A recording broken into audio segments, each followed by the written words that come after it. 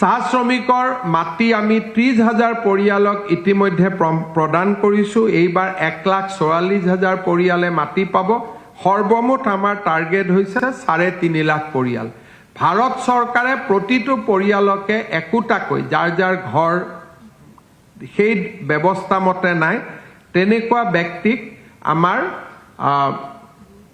PMY আঁচনিত আনিবৰ বাবে সিদ্ধান্ত লৈছে। অৰ্থাৎ প্ৰতিটো পৰিয়ালে 1,60,000 টকা কৰি ভাৰত চৰকাৰৰ পৰাও লাভ কৰিব এবাৰ লেণ্ড এলটমেণ্টৰ পিছত।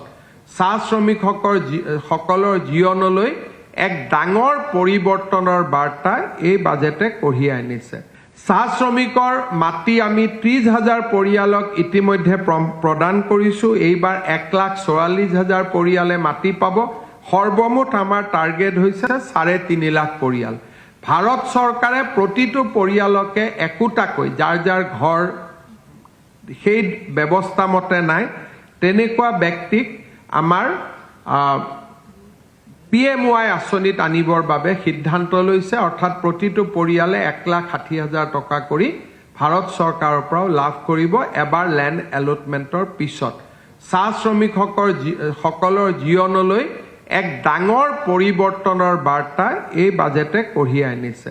চাহ শ্ৰমিকৰ মাটি আমি 30,000 পৰিয়ালক ইতিমধ্যে প্ৰদান কৰিছো। এইবাৰ 1,44,000 পৰিয়ালে মাটি পাব। সৰ্বমুঠ আমাৰ টাৰ্গেট হৈছে 3.5 লাখ পৰিয়াল। ভাৰত চৰকাৰে প্ৰতিটো পৰিয়ালকে একোটাকৈ যাৰ যাৰ ঘৰ সেই ব্যৱস্থা মতে নাই তেনেকুৱা ব্যক্তিক আমাৰ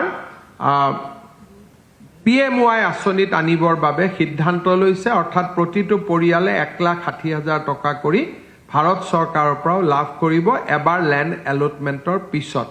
চাহ শ্ৰমিকসকলৰ জীৱনলৈ এক ডাঙৰ পৰিৱৰ্তনৰ বাৰ্তা এই বাজেটে কঢ়িয়াই আনিছে।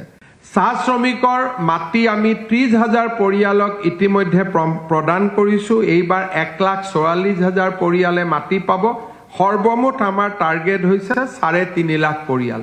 ভাৰত চৰকাৰে প্ৰতিটো পৰিয়ালকে একোটাকৈ যাৰ যাৰ ঘৰ সেই ব্যৱস্থা মতে নাই তেনেকুৱা ব্যক্তিক আমাৰ PMY আঁচনিত আনিবৰ বাবে সিদ্ধান্ত লৈছে। অৰ্থাৎ প্ৰতিটো পৰিয়ালে 1,60,000 টকা কৰি ভাৰত চৰকাৰৰ পৰাও লাভ কৰিব এবাৰ লেণ্ড এলটমেণ্টৰ পিছত। চাহ শ্ৰমিকসকলৰ জীৱনলৈ এক ডাঙৰ পৰিৱৰ্তনৰ বাৰ্তা এই বাজেটে কঢ়িয়াই আনিছে।